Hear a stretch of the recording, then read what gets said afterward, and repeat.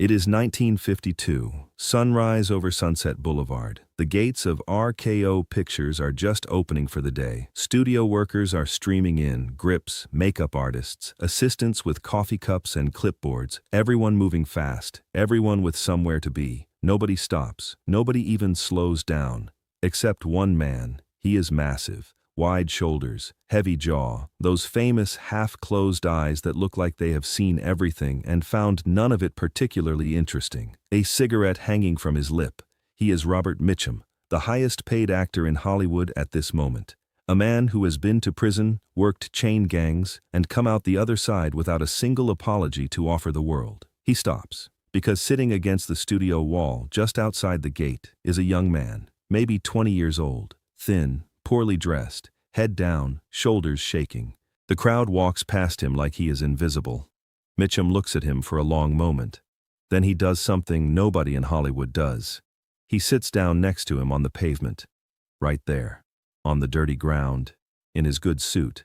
And the entire story of who Robert Mitchum really was begins right there, outside those gates, in the early morning light of 1952. Act 1. The road that built him. But to understand what he did that morning, you need to understand where he came from. Because Robert Mitchum did not come from Hollywood, he came from the bottom. He was born in Bridgeport, Connecticut in 1917. His father worked for the railroad. When Robert was 2 years old, his father was crushed to death between two rail cars in a switching accident. The boy never knew him, never had the chance. His mother remarried. The family scraped by. The Depression hit. Things got worse.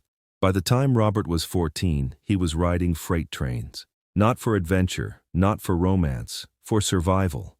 He traded labor for food, slept in the open, moved constantly because staying still meant starving. He worked farms, he dug ditches, he shoveled coal, he took every job nobody else wanted and did it without complaint. At 16, he was arrested in Savannah, Georgia, vagrancy. They put him on a chain gang.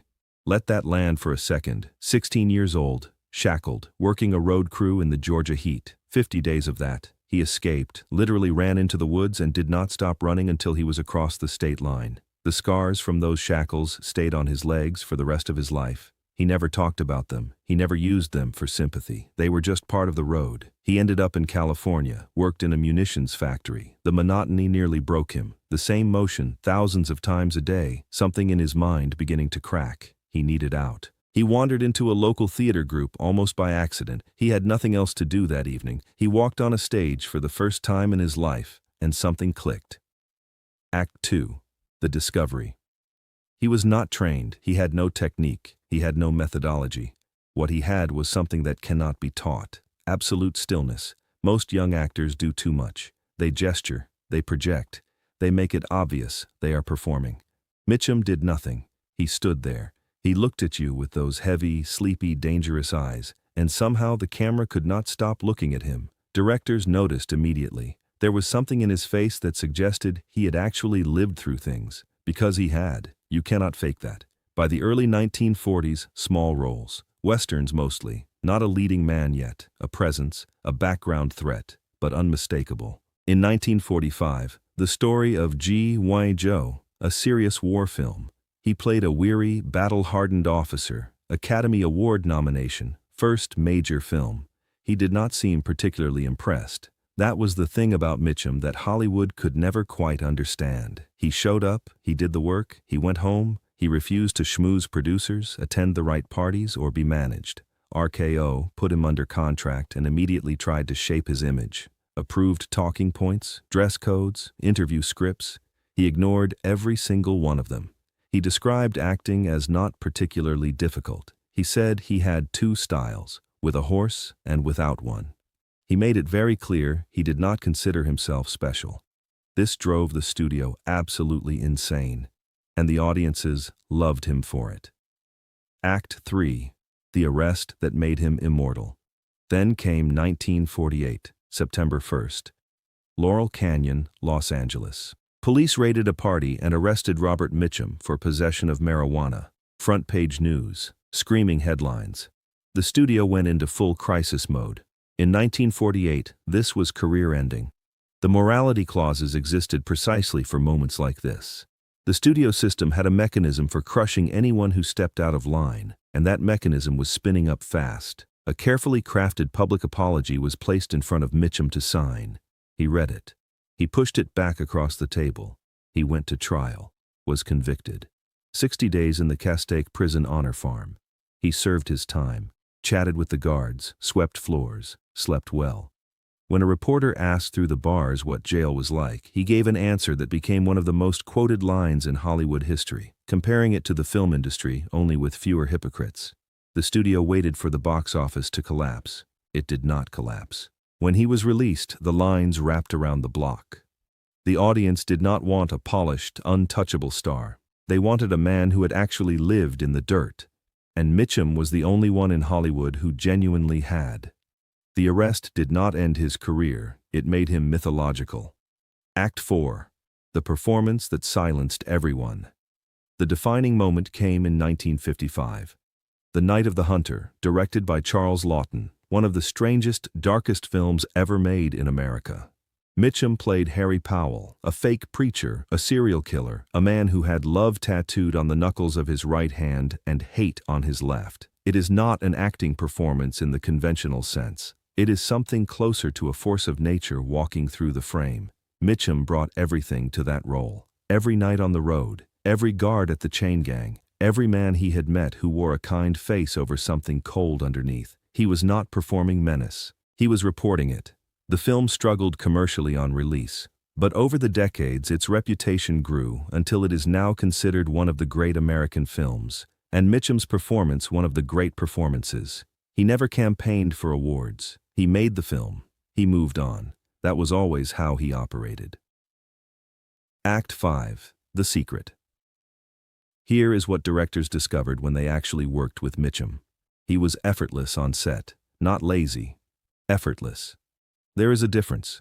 Most actors of his stature needed extensive rehearsal, multiple takes, warm-up time, the full machinery of performance. Mitchum walked in cold, glanced at the script, hit his mark, delivered the line perfectly on the first take, then walked to his chair and waited for the next setup. It drove certain people crazy because it violated their assumptions. You were supposed to suffer for great art. You were supposed to show your work. Mitchum's philosophy was simple. True competence should look like nothing at all. The struggle invisible.